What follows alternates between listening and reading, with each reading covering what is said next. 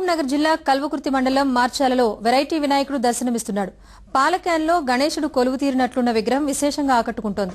శ్రీ లక్ష్మీ చెన్నకేశవ స్వామి youth ఆధ్వర్యంలో ప్రతి ఏటా గణేశోత్సవాలు నిర్వహిస్తున్నారు. ఎవరినీ చందా అడగకుండా తమ సొంత ఖర్చుతో గణేశోత్సవాలు నిర్వహిస్తున్నట్లు నిర్వాహకులు చెప్పారు.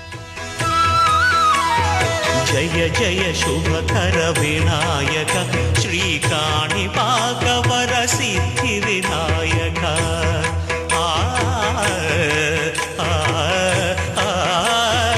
ప్రతి ఇయర్ ఇక్కడ ఒక వెరైటీగా గణేష్ని నిలబెట్టడం జరుగుతుంది.